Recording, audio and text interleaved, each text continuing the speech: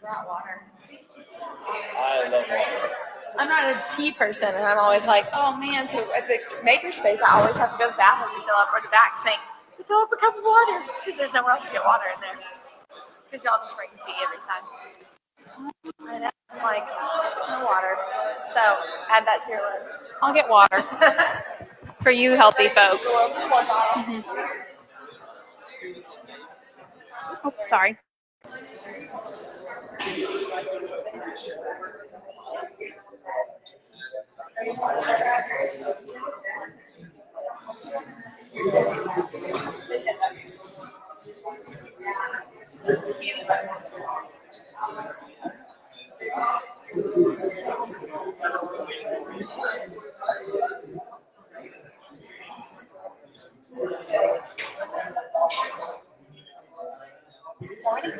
Okay. All right.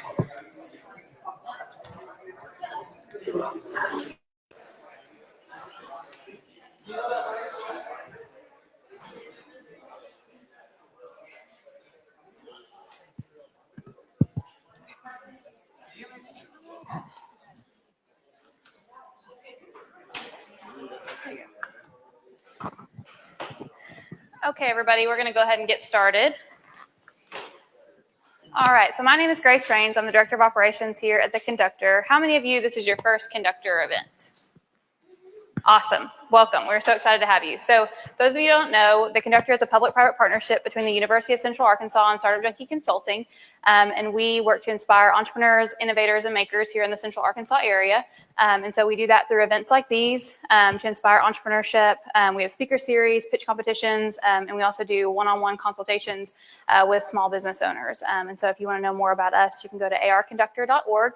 And if you're posting on social media tonight, use the hashtag FullSteamAR. And then additionally, as we kind of go through this conversation, if you have questions, if you want to ask anything, we'll have questions Q&A at the end. So just hold those for the very end, and we'll want to hear from you guys. So without further ado, thank you guys. Ashton Samuelson here with Tacos for Life. Thank you guys for coming here today.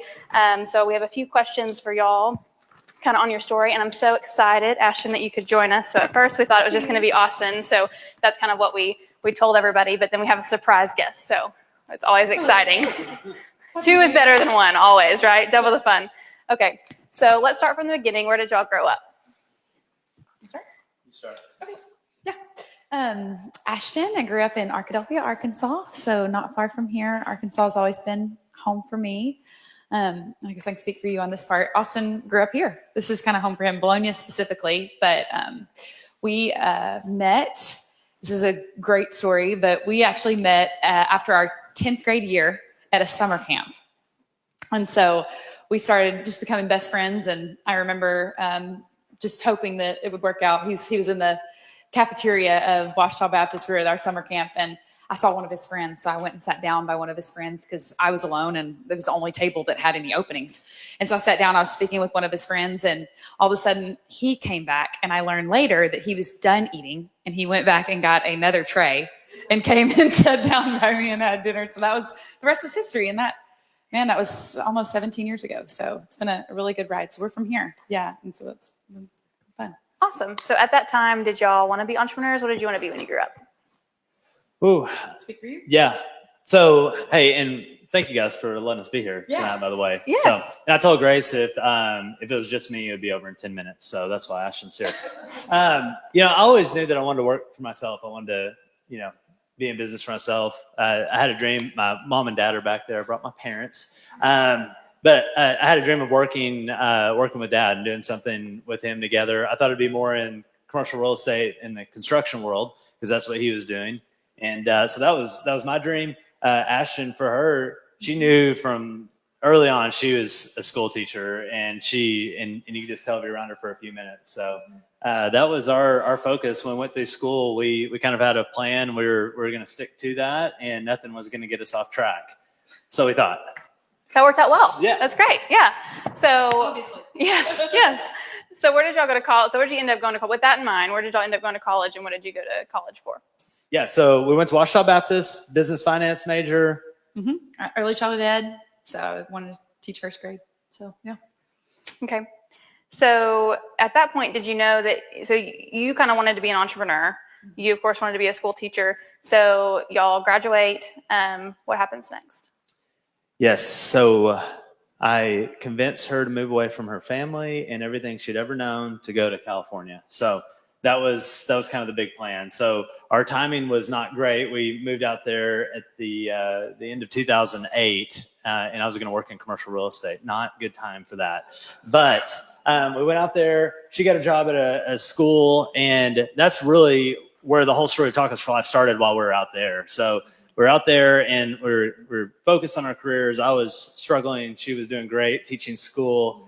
And we started recognizing kind of what was going on around us. And some really cool things started to happen. So a few of those being where we lived, just right down the road from us, there was a group of homeless people that lived there. And they started to have names. And Ashton got to know a few of the ladies really well and hear their stories. And you start to like, okay, this is more than just someone that you're, just driving by at, 50 miles an hour. This is, this is someone with a name and a family and a story, and so we started to get to know them. And Ashton would take pizza from her school every Thursday and started getting involved. And then our church that we were involved with was really involved with the Union Rescue Mission in downtown Los Angeles. And we started getting really involved down there and understanding what they were doing, and just there's all this need around us, and our eyes were kind of opened up. And so we're on this path, and kind of along the way, some transitions started to happen that kind of took us off path a little bit.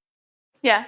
So let's talk more about that. So how did we go from, real estate developer to restaurant owner? How did you kind of make that transition? What were the kind of the key things? So y'all are seeing the homeless community out there, but what else is going to happen?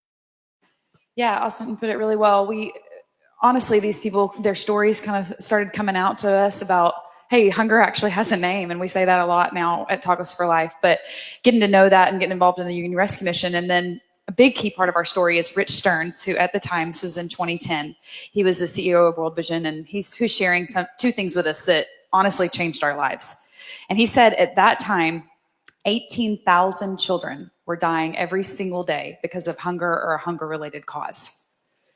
And I think, like you probably feel right now, when we first heard that, we knew it was an issue, but I think that night, in that moment, it hit us in a whole new way. It's like a natural disaster happening every single day. And we were just carrying on our lives and our plans completely separate from that. And it just hit us both in this really unique space. And I know it was God ordained. And so we went home that night, and just speaking about it, the second thing that really impacted us that he shared that night was the World Food Program said that the single most solvable problem facing the world at that time was just being able to fight hunger, that was an issue. And so the single most solvable problem is hunger. So it should be easy. There's enough food in the world to feed everyone around the world. It's just a distribution problem.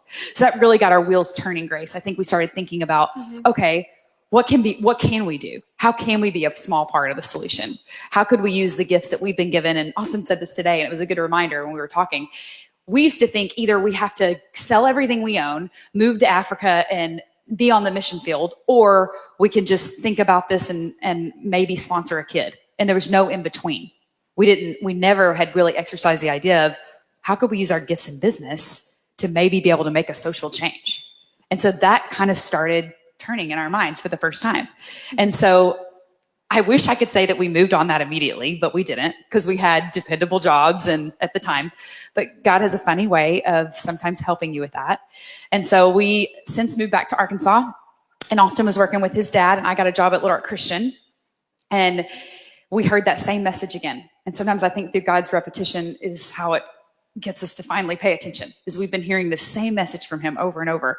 And, it's that message of care for the orphan and the widow, and take care of the hunger and the people in your community that have needs. And so pay attention to that. And then we heard the same message that one Sunday, and Austin had this idea. What if there was a restaurant that donated a meal for every meal that sold, similar to Tom's Shoes model? I'm not sure if y'all remember that, but super popular at the time. This was like, I guess that would have been 2011, 10. So really popular. So that was kind of on our minds and on our hearts. What if that same idea was applied to the food business? Well, in our complete foolishness, and we've never really had experience in the restaurant business. We're like, oh, that's going to be so easy. You just open a restaurant, you donate meals. How hard is a restaurant business? It's got to be easy. The only experience either of us had ever had in the restaurant business was going through the drive-thru. We had zero, neither of us. So it was easy for us to be like, oh, this is going to be so easy. So that would have been in January of 2011, and we opened in September our first restaurant called Pizza for Two. Anybody? I don't know if there's anybody in this audience that ate there or knows about Pizza for Two. So, but yeah, a special place in our heart because that was kind of where God began that was our first step in being able to have a restaurant that has that impact. So I think that's kind of how we went from one. We had a vision for our life, and God had a completely different plan. And through His grace and His provision and completely none of our experience or offering towards that dream, He kind of transformed that path to what He had planned for us, which is really cool. So that is super cool. So first of all, I was a huge fan of Pizza for Two. The P for Two salad. I was telling you about it. I love that P for Two salad. But so how did y'all navigate that? So y'all have no experience in the food industry and you decide you're going to be restaurant owners, you're going to be food entrepreneurs. How did you kind of navigate starting in a completely new industry? And keep talking. Yeah, no, you're doing great. You're doing great.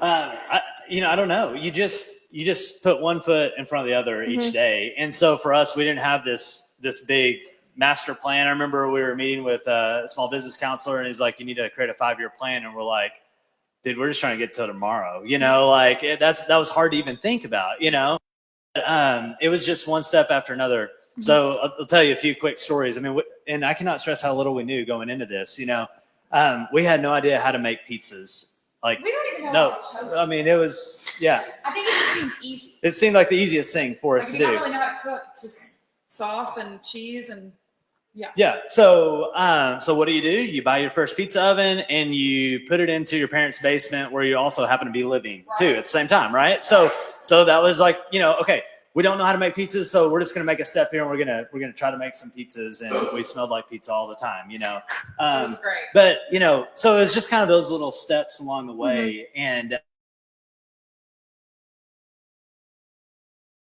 I'm like, okay. Yeah, I'm left-handed, so I'll lay it out. It's perfect. Made sense. Well, finally, about a year and a half later, one of the girls working for us, Corinne is her name, she said, why is our cash drawer backwards, I'm left-handed. It made sense, I don't know. So there are tons of those things. the other day I was in and I grabbed 100 out of the drawer. So Leanne, if your drawer is ever short at Oak Street, you can blame me, okay? But we didn't have a grand plan or anything like that. It's like, okay, we knew that we were supposed to do this one step at a time. And, for us, our faith was incredibly important because we felt like God was, providing each and every step of the way. Yeah. So did y'all have any mentors kind of during that time that were, you talk about mentors being important. Did you have any mentors during that time that were really helpful in either in the food industry or just in navigating, owning your own business? Yeah, we had, literally, if we knew somebody knew anything at all, we were calling them and wearing them out. We were probably like the people that picked up the phone, like, oh gosh, they're calling again, the list is very long. But it really started with, and my parents are here, they're business partners with us in this, but it started with that core group and that community of like, okay, we knew that we were aligned from a business standpoint, they were as well, and it's just kind of roll up your sleeves and we don't know how to do this, so let's pick up the phone and see who all we can call. We start calling down the list and get an answer on that, and So, but yeah, it was incredible the amount of people that helped. Awesome. So, you guys eventually, of course, made the decision to move from Pizza for Two to Tacos for Life. So I know that was a really hard decision for you guys. So let's talk about kind of how you got to that decision and kind of how you made that transition. I'll tell the one story and then you tell the story in Africa, okay? All right. So Glenn and I were just talking about that. Apparently we get to be used as an example. I don't want to be any more examples for you, okay? All right. But they still hurt, okay? So we're 2 years into Pizza for Two, okay? And I'm so thankful everybody is saying, yes, I love Pizza for Two. Well, there wasn't enough of y'all, okay? Let's just be honest, okay? And I remember we were going through, and so Dad is an accountant and great at that, and so he did all of our bookkeeping, and it started out like Sunday afternoon bookkeeping, and it's morphed into more. But I remember he called us up one day and said, hey, we've got to go. Let's go look through last quarter's financials. And that's the last thing Ash and I ever wanted to do. It's like, no way. We know it's not good. Let's not look at it. Let's just avoid it. And I remember we walked through it, and he very graciously, painted the picture, right? And it wasn't pretty. And at that time for Ashton, like with Pizza for Two, is like, hey, we want to have healthy food, and it's like very, very focused on this like idea of like what it's supposed to be, and painted this picture, losing a lot of money. It's obviously, not working like we'd hoped it would. And he looked at Ashton and he said, hey, what's the most important thing here to you guys? And we said, no, this is to feed kids. That's why we started this. The restaurant industry is hard, but we love it now, but we're here because of the mission. And he looked at Ashton, and I get a kick out of this still, but I love fried chicken. I mean, I want to eat fried chicken all the time. She thinks it's not healthy. I don't know why. I love but it. He looked at Ashton and he said, Austin, would y'all be willing to sell fried chicken if that would raise more meals? And I remember Ashton saying, yeah, absolutely. Yeah. And I was like, really? Wow, that's incredible. Okay. but that's kind of where we were. And then we had the opportunity to go on a trip, and I'll let you tell about that a little bit. And that's really where tacos came from. Yeah. Yeah. Yeah. We were at that kind of point a couple years in where we were working so many hours. I remember we were just switching off in the afternoons to be able to shower, but both closing, both opening. So really exhausted. And it was navigating new territory, being married and working together. That was also a dynamic we were working on. And I remember at just the right time, a gentleman walked in to Pizza for Two. We just finished going through lunch, and he was like, hey, would you mind if I just grabbed a few minutes with you whenever you get done? And I was like, sure. We're just wondering who this guy is and what he's wanting to tell us. And he grabbed a manna pack, and we sat down with him. And he said, hey, I just wanted to tell you that I work for an organization called Children's Cup, and we receive these manna pack meals. And we give these out in these 3 different countries, one being Swaziland. And it is really changing the lives of people. And I'm getting to see it every day. And I just wanted to tell you that. And we both were like, we had no words. This was like a random Tuesday. We were exhausted. God knew it was so timely because we were really at the end of our rope, because we just recently had that conversation with Mark and just kind of wondering, like, did we miss it?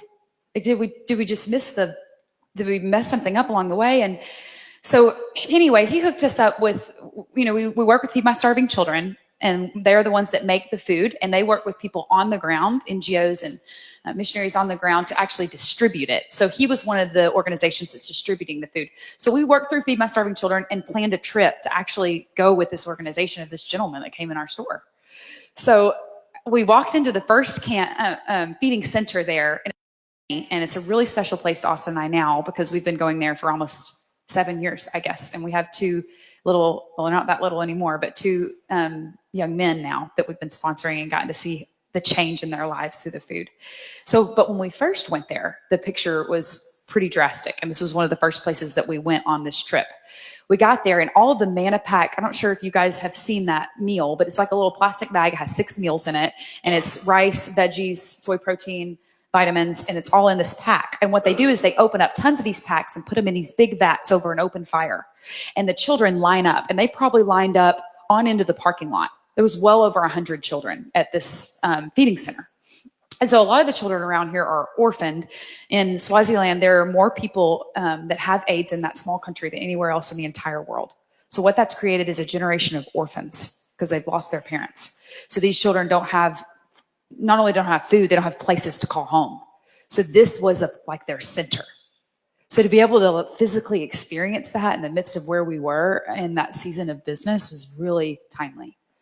So watching them line up, it was really unique because what they do is they line up the youngest, and nobody tells them this. I guess they did it one time, but the little biddies, like I have a 3, and a 5-year-old boy, and the little biddies, like the 2-year-olds, they're barely toddling. They get at the very front, and they usually have a little sister or something or a brother that's helping them, and they hold out their little bowls, and you just reach in there, and we were full of joy and just ecstatic. Like, this is what it's worth. Like, this is the point. This is why we do this. And we're just scooping up and giving them these, and they're smiling, and it was just such an awesome experience. And then as we got to the further down the line, we started getting to the bottom of the big vat thing of the meal.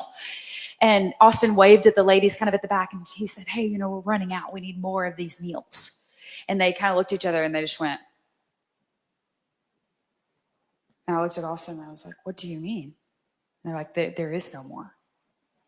And so Austin went to a little lean-to. We stopped feeding for a minute and the kids are still in line. And he went to a little lean-to and bought a loaf of white bread. And at this point in the line are like the 10 to 12-year-old boys, because they also will line up by gender. So Austin and I handed these preteen children one single slice of white bread, which is all that they're going to receive for the entire day. And we watched them sit down and piece these pieces of bread slowly, one tiny little piece at a time. And I'm telling you, at that moment, I said, I will never do anything else unless God himself tells me I want you to do a different job. Because that right there will change your life. And so from that moment on, we came home and tacos was not an option anymore. It was an extreme motivation. Like now we looked at our mission with a completely different perspective. Like this is about doing whatever it takes to be able to use what little knowledge we have and even our inability for God to be able to create something awesome and be able to give these people not something fun and cool, but literal life. And so that I think was really a turning point for us, is being able to see this as a not just a job, but something that we really wanted to give our all and to be able to provide that. And what I'm excited to share with you now is we've taken teams since then, 7 years later, to Moneni, and it doesn't look like that at all. Because every time a new leader comes on, I tell that story, and they're like, Ashton, I went to Swaziland, I went to Moneni, I didn't experience that. I'm like, thank you, Jesus.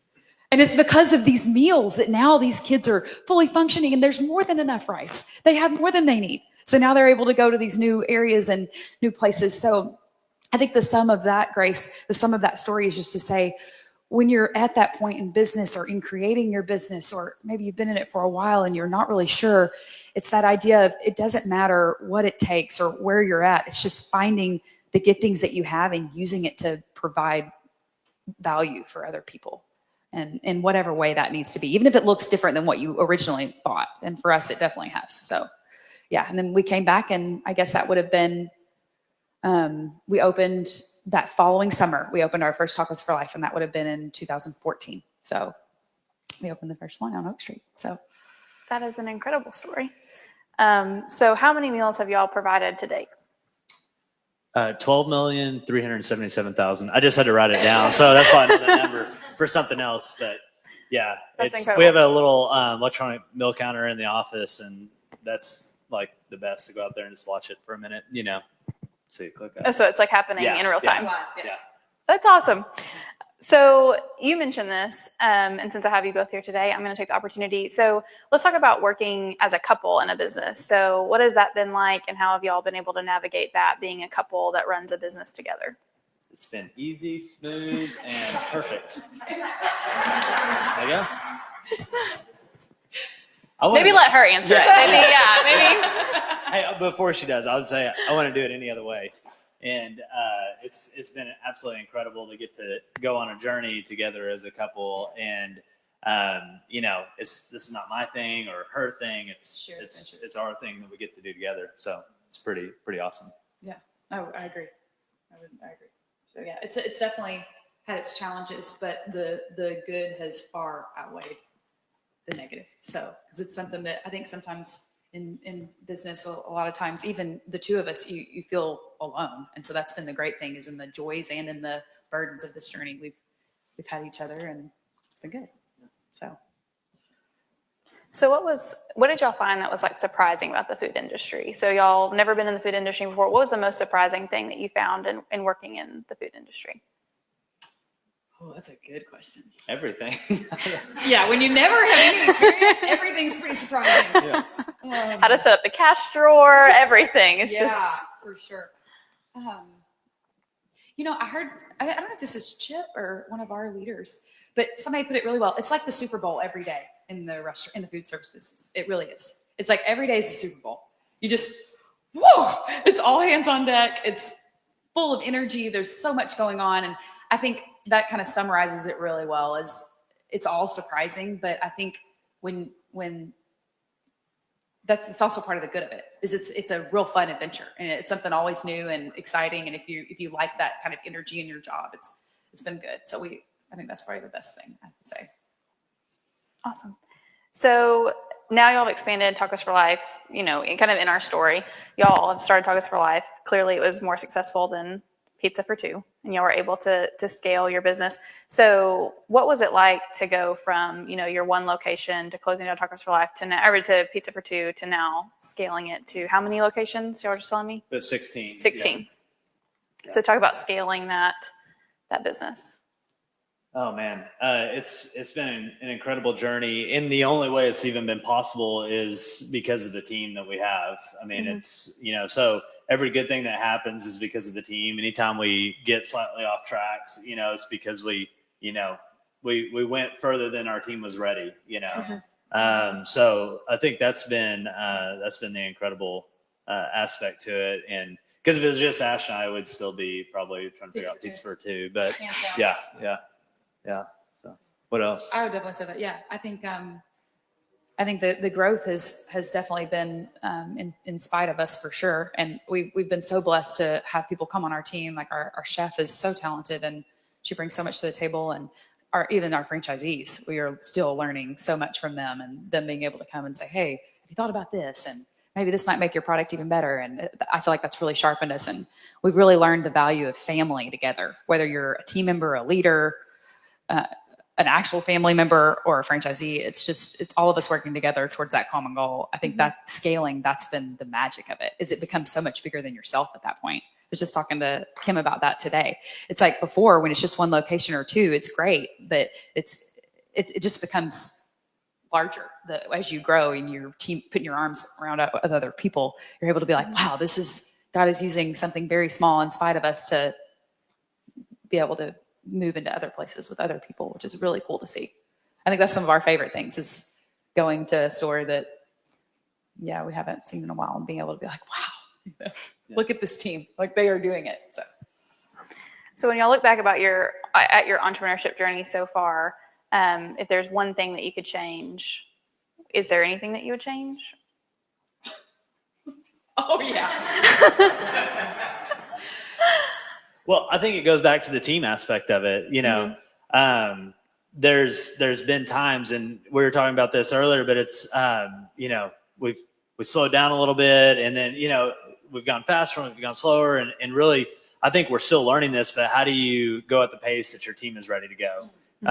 Because every mistake we've made along the way has been us just out kicking our coverage. I mean, that's so I think that's been one of the biggest things. The other aspect too is we've grown as well as, and we're still learning this, but how to make effective decisions as a group. Because when it's one location or even just 2 or 3 locations, it's like, man, because Ashton, we love new, we love to create things. Like we like change. We thrive off of change. Well, just create ourselves out of this mess.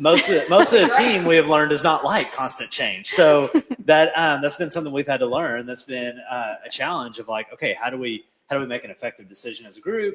And then how do we implement it and then communicate it out effectively? And I think that's still a challenge in an area that we're still learning, quite a bit. So what else would you add? Yeah, I think that's what I would just having that team that is able to balance you out, and knowing who you are as an entrepreneur, who you are as a business person, to be able to say, these are my strengths and these are my weaknesses. And I've got to have people on my team that are going to balance me out. And that's one thing. We're kind of the same person, just different male and female versions. But it's been cool to have people on our team to be like, no, we are not doing that, because we'll go off for the weekend and come back and be like, we had 18 new tacos that we're going to put on the menu and we're so excited about. And people will be like, no, there's no way that you're not thinking all these things. So I think there's some real wisdom and balance in finding those anchors and those people that provide you maybe what your giftings aren't, and then you can really thrive in who you are, because you've got someone on your team that can provide that. Yeah, those are good ones. We have a billion other things we probably would have done differently, but that's just 2 of them. So what's on the horizon for Tacos for Life? That's a good question. Or you guys as entrepreneurs? Yeah. Either way. No, I think it's that continuing to lean into this. I think for us, I heard read an author a while back and listened to a few things he said that really resonated with me, but it's this concept of mastering the mundane so that you can grow.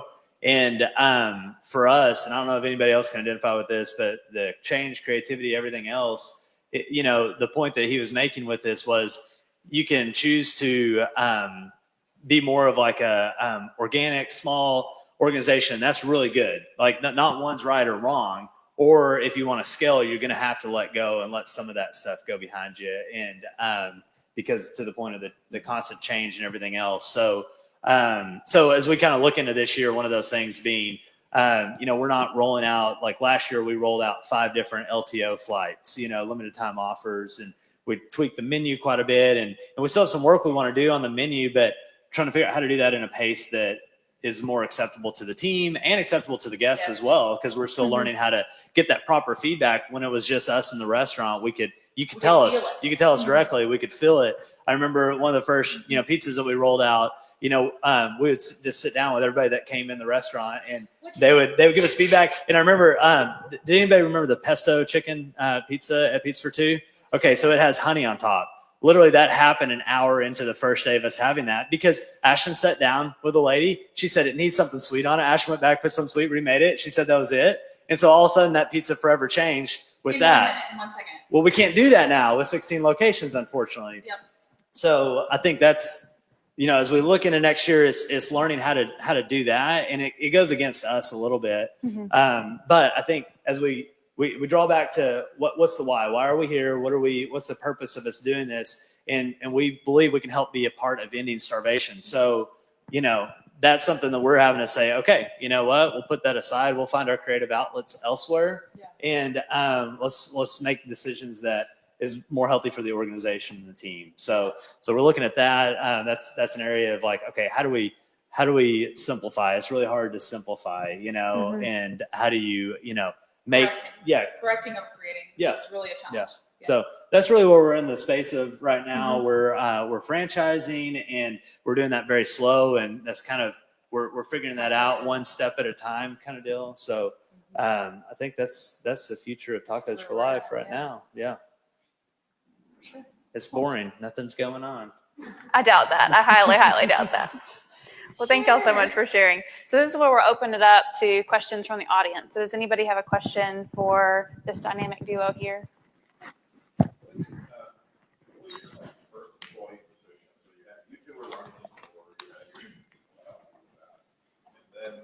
That's what it looked like until you opened the Tacos for Life. And you ran the same time, as I recall. So we all thought you were going to have 2 different menus. But then we found that you could move tacos over there and then Tacos for Life, and then now this way. So my question is, when did you start hiring from more of a corporate type perspective and not just run the store perspective? And what those positions like, early ones? The first one, I guess Dad doesn't count because he's been a part of this from day one. He's slowly grown into more of his role. Now. We've been stealing him away, but it was Chef Cindy. Yeah. So when we opened Tacos on Oak Street over here, Ashton was 34 weeks pregnant. Is that what we decided? Yeah. Something on it. 34. She had her firstborn son 2 weeks after we opened, and Good so yeah. Exactly what you want to do. That's another mistake. Timing is, to do better on timing. It's great. But we like to go fast. We're very creative leaning. So process and documentation is not a strength of ours. That's like, you talk about like wanting to make me have a miserable day, go write a process down for that. We're both like that. So to give you a great example, Ashton hadn't had Jet yet. So we're in the restaurant and she's like, okay, we need to make beans. And she's like kind of spitting the recipe out and tells the young guy, go get onions out of the walk-in. And he runs, comes back with 1 onion and says, this is an onion, right? And okay, we need a different process. So you're going to go help with the front house. Yeah. But, so we were lacking. We knew we had a need there on the kitchen side of things for process and documentation and helping put it into, made sense in our minds, but it doesn't make sense in everybody's minds. And so we knew, so Chef Cindy is our chef, and we had known her for several years. She actually catered our wedding. Yeah. And so she would come in. So she was one of those mentors that we brought in with Pizza for Two. You know, she'd come and help us. Yeah, from a consultant standpoint. And so we called her up and we said, hey, we need to hire a chef, a kitchen manager or something. You know, can you help us write a job description? And she wrote it out and it was beautiful. And we started getting some applications in and just nothing felt right. And I remember Ashton, she looked at me and she said, we got to hire Chef Cindy. I was like, there's no way she's coming to work for us. Never gonna leave. She was 8 years into her teaching career at the culinary school in Little Rock. Yeah, summers off, like that, you know. Insurance. Yeah, like perfect. Not basically the exact opposite of a small startup, right? Yeah. All stability in the world and none, you know. So, but we called her up and said, hey, this is so crazy, you know, but would you think about this? And she surprised us and said yes. She did. So that was the first. And she wore a lot of hats. She did, yeah. So she did. She wasn't just a chef. She was all documentation. She was training. She took on a lot of trying to figure out how to develop some training programs. At this point, like we said, we had 2 stores, but it was 2 separate concepts. So yeah, and so she kind of took on that role, and we still were very involved in the restaurant at that point, probably for a year before we really, before we really pulled out and kind of developed out. Yeah. So to answer his question, because he was saying, when did we kind of start building? Oh, yeah, that was about 6 months into Opening. Open Tacos for life. So you didn't go from the pizzas to the chicken. You used chicken. Yeah. That's right. For now.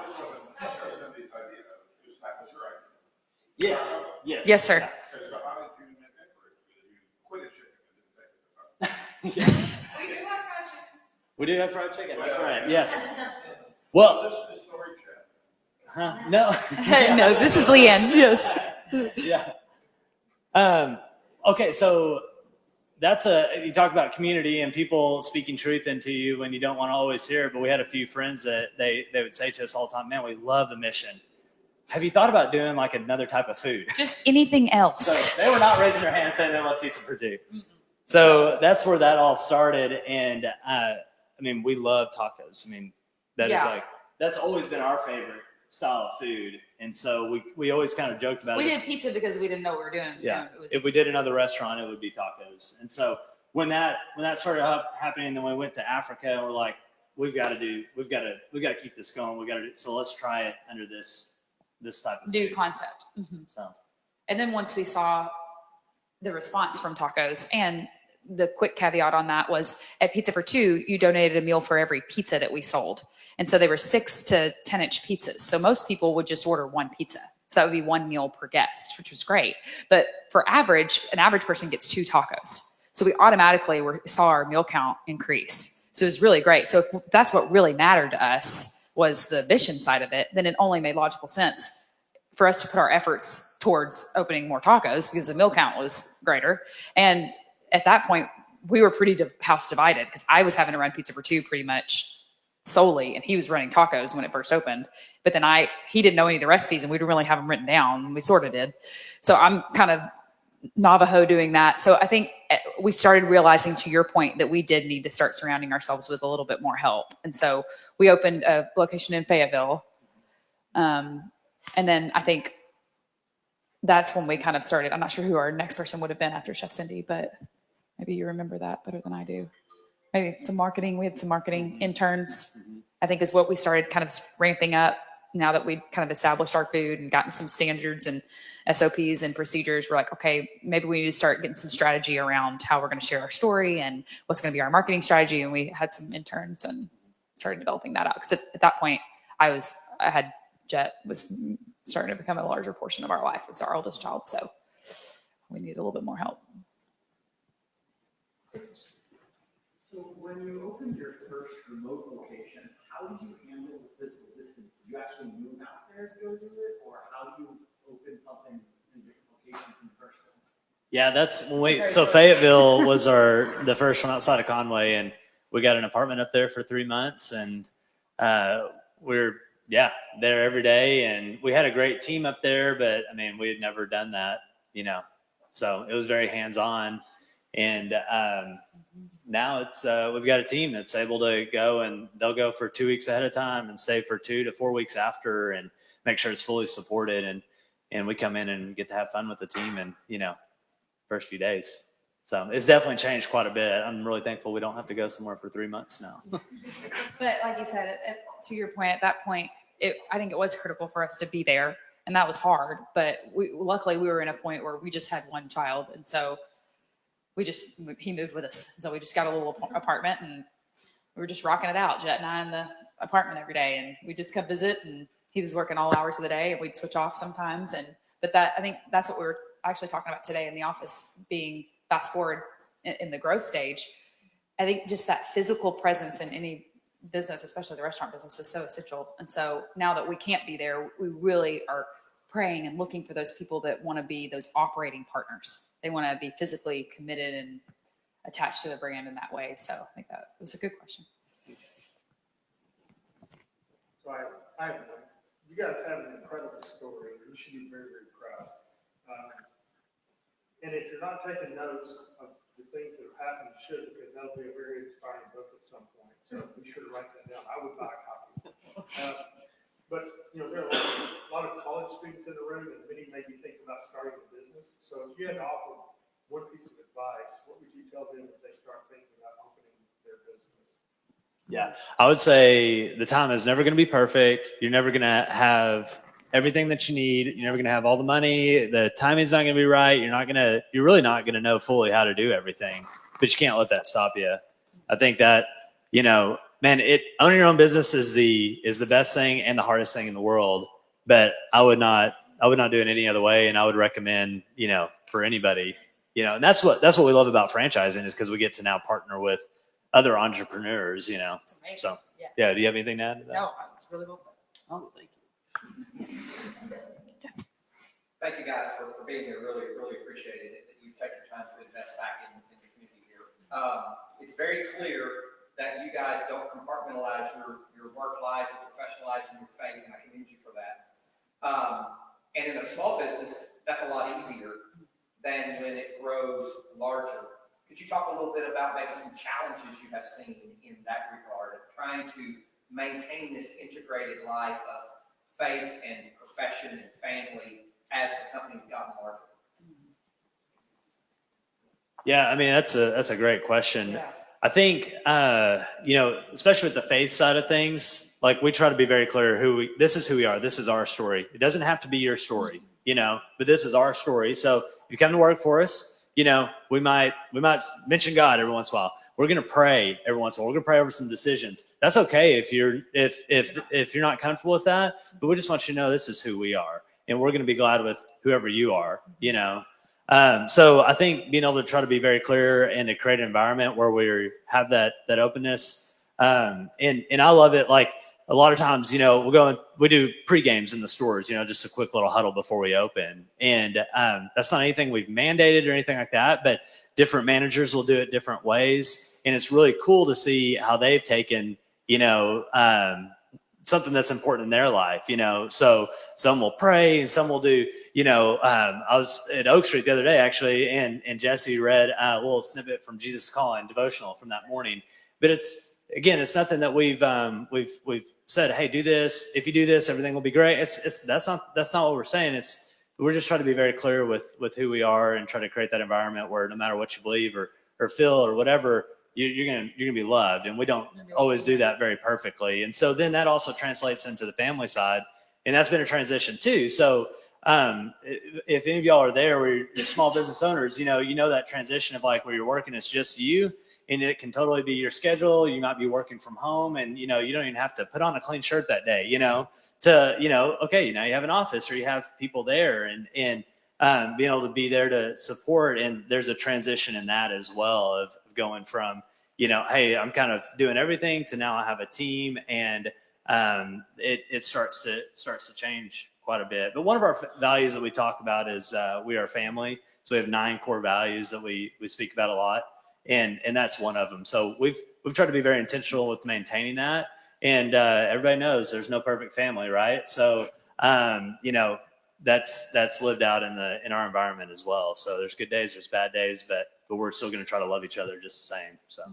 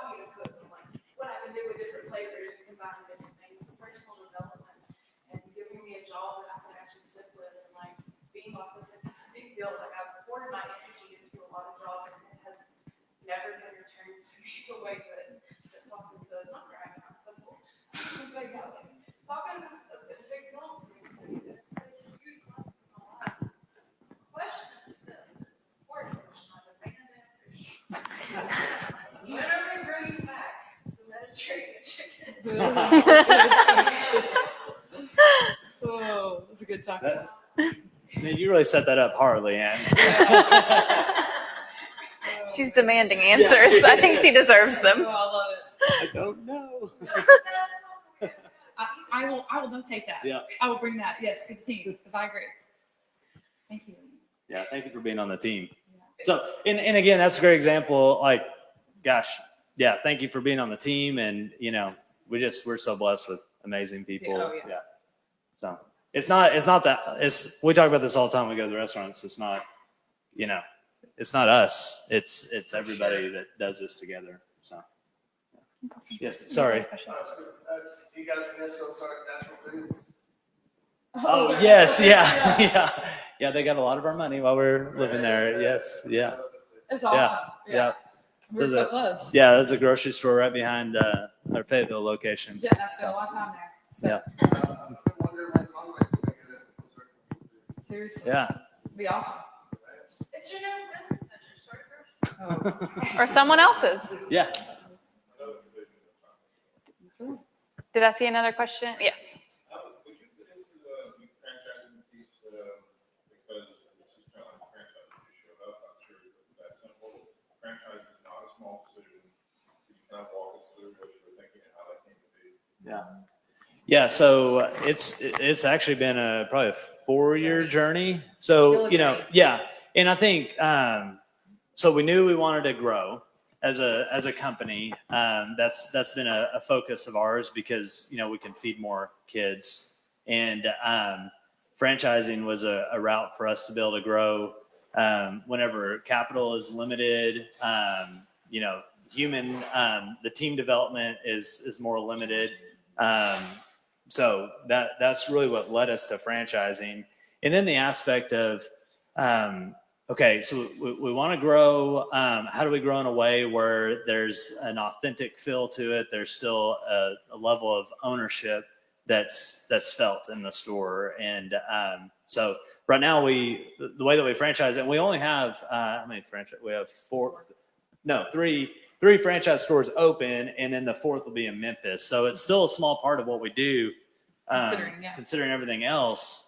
But it's really where we see the future going. And the way our franchising works is we look for operator franchisees, you know, so folks that are, you know, we're not going to go and sell 10, you know, franchises. Like if you're going to, you know, be a Panera Bread franchisee, you've got to bite off like 10 of those, you know, to be able to do that. And that's a great model. We felt like we wanted to still maintain some level of small business feel to each restaurant. And so that's our attempt in that is to do that. So we had to work through all the legal documents. And again, it was kind of another area we really knew nothing about. And God blessed us with some great people that could offer some advice, and just kind of took it one step at a time. Does that answer your question? Yeah, basically, I didn't realize how many forward locations. Yeah. The rest of them are corporate. Yeah. And they're quite a few, like you said. Gosh, there's 12 corporate. 12 corporate. Yes, sir. All right, that's interesting. So you go to a place, you open a location, and you leave it under your umbrella. Yeah. I thought perhaps you could just try to find something to take on. And put it on after you start. Well, and that's where we're at as a company right now. We're in that transition phase with all of our GMs in our restaurant. They have the opportunity now to become operating partners. So we're moving everybody into that program. But it's a really great program. If anybody wants to be a small business owner, make a plug. But yeah, you know, you basically get to earn a store and become a franchisee. Yeah, without having to put up the capital to do it. So. Yes, that's correct. Yeah, so more of a traditional, you know, franchise setup where they, you know, the reason you franchise is because you don't have the capital to put into that location. So they brought all the capital, and we bring all the support, and you know, it's all the support, all the recipes, all the, you know, all the stuff that goes behind to make it happen. So, yeah. Thank you for the vegan options. I'd say. Obviously, you're a very people-focused business, and AI is really changing the restaurant industry. Do you consider what part AI is going to play in the future? I think for us, there's some really wild things that, like Domino's is doing, and some of these like companies that are, I mean, they're getting really far out there with some stuff. For us, I really hope in the next year or so that we can add more predictive analytics into what we're doing. So, we can predict how many, tacos we're going to sell, fried chicken tacos, for instance, in the next 15 minutes. And so that's going to be a big element that we're going to lean into. The other one being really predictive prepping and that sort of stuff. And none of that's, we're way behind the curve on a lot of that stuff, as where other restaurants are. But that's probably our next major kind of phase into it is, and that's yeah, not necessarily AI, I guess, but it's leveraging technology. Yeah. So. I know like a lot of marketing like that nowadays, social media heavy. I don't know what kind of have that affected you guys? This is like downward, it's like Yes, social is it's our primary marketing strategy right now. I mean, we do some billboards and some other things, but it's predominantly digital and through social. So, do you guys have a model of what you want tacos, your restaurant to look like? Like, did you just open it on, or is there? No, we had lots of ideas. We've never struggled with that. Yeah. So We're always good at managing it, but we're never short of ideas. Yeah. So. Mm-hmm. Yep. I love it. I've been hanging out in Austin, Texas the last few years, and I think they are similar. Mm-hmm. Except I don't have the fried chicken tacos, but they do. We have a fried chicken. They call it trailer park. I know. Ours is better though. It's so much better. Yeah, I was just curious. You had, with the pizza for two, and then just where did you get your like? How did you know what you wanted to open? I think we love Mexican food. So I think tacos is just something that it was really a joy to create that concept. I was pregnant and thank the Lord, I was craving all things Mexican food. And as we were developing the recipes, like she said, to her point, lots of mentoring, mostly from people that I love the best, like my mother-in-law, my mom. Because you'll notice on our menu, it's not all just strictly Mexican tacos. There's like the fried chicken, which is my grandmother's recipe. There's like our fish tacos. So a lot of it, the menu is very meaningful to us because we took it from experiences and places that we've been and lots of inspiration. So I think the menu just came from us, thank goodness, working with lots of people that knew more about cooking than we did. And then we just cooked so much in our tiny apartment for months and months and months because we had pizza for two. So we had a business that we were working on. This was just kind of something fun on the side that we were developing and creating. And then Austin has a real gift for developing business, and thank goodness for his dad and his mom and all the billions of things that they produced. And honestly, God just started pulling the pieces together, all the different pieces of the vision of the restaurant, and we could have never done it. And I think too, one thing we didn't share in the story that is really important is we used crowdfunding to open the first tacos because again, remember pizza was not it was not profitable. And so those same banks that said no the first time, we didn't really bother to go back, because we kind of knew what the answer was going to be. They're great now. We love, so we had over 350 people here in Central Arkansas help contribute to make tacos, reality. So when you go into the location, you'll see logos on the door. Those are local businesses that said, hey, we'll help you guys out, and the trade was, they contributed to helping us go. And, we put their logo up and that sort of stuff. So that was really fun. But like the decor and kind of all that was very, it was very community oriented. It was very community oriented and very inexpensive, our friends from our small group were giving us chandeliers out of their homes. Yeah. They remodeled. Yeah. So him and Austin and Mark literally, they built the booths on their own, and we just did what we could. And just prayed to the Lord that it was enough, and it always happens.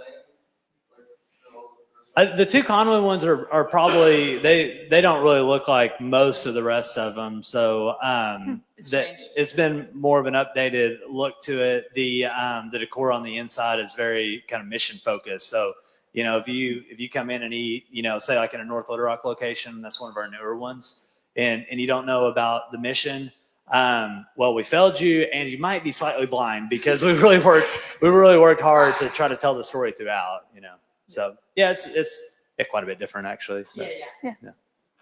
So I'll take one more question before we wrap up. Yes. So you talked a lot about how you didn't know what you were doing going into the food industry and stuff. But you also talked about your construction work and teaching. Is there anything from that may have helped you, tread through the waters, or any qualities that you learned or anything like that? Well, you said, managing people is just like teaching first graders. So sorry, Leanne, all those nice things you said. No, but it's teaching. It's teaching every day. It's teaching. It's all. It doesn't matter what your age is, what you're doing. It's teaching. So yeah, very much. And we believe. I mean, I truly believe that if you are able to teach someone like you would teach a 6-year-old, it might even be easier and kinder.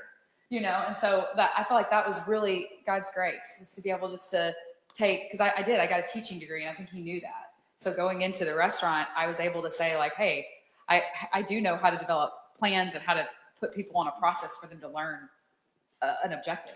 So this is a different objective than what I'm used to, but it's still the same process. So it was cool. That's a great question, because I was able to take those giftings and be able to steward them in a different way, but it brought just as much joy. It was just in a new way. And I felt like too, I was able to that's the great thing about being an entrepreneur, is you get to wear a billion hats. So you get to pull out of gifts you didn't even really, and they're not even really gifts. They're just things that you have to do that you end up enjoying. You're surprised. I never really decorated anything until we opened the store, and I had to. But then I'm like, I really like this. So I think that was really cool to be able to apply some of those things. And you had a bunch of that, I think, on your side of it, being able to apply. But I think going into it, you don't always recognize those things. But looking back is when you're like, oh, wow, that's really cool. I had this experience, or this thing I got to do, or this job that helped prepare me for that. But going into it, you might not. You're thinking 3 words. This is hard. Yeah. Or you're probably not counting that, oh, wow, I really do have that in my tool belt that I can use, and it's going to help me. Yeah. Okay, so if y'all could leave us with one piece of life or business advice, what would it be?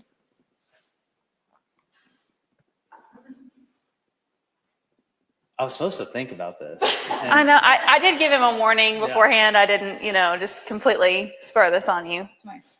Yeah. This is how we always end all of them the same way. Always marry someone better than yourself. That's the first one. Nice, babe.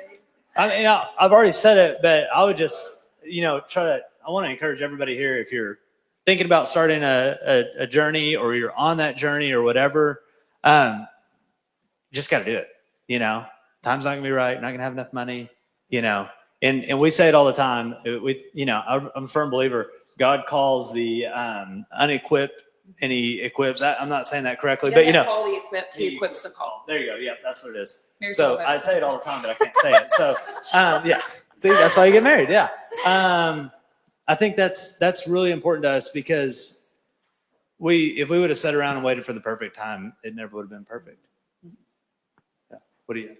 Yeah, I think that's really well put, and I think too, like we said, we're faith followers, and that might not be your journey, but that's the best way I can honestly answer that question. Is I think, like I said, we didn't have anything to offer, and even more now with 16 locations, we're realizing we really don't have anything to offer. And so I think for us, faith plays a huge role in our life, and so continuing to lift our eyes up above ourselves, to our team, to God, who we have to credit all of this to, and just His sacrifice for us, I think, is huge. And to our family, because we wouldn't be here without them. We literally would not be in this situation without them. So I think that's been a big theme for us, is just keep looking past yourself, and you'll see like, wow, this task is going to be hard, and it's going to be challenging, but there's a lot of people here that believe in me, and there's a lot of people here that I can look to and ask for help and be surrounded by. And I think that's been something that's really helped us along the journey in multiple parts. So yeah, thanks for having us. Grace. Well, thank Thanks y'all so much for listening, coming and sharing your story.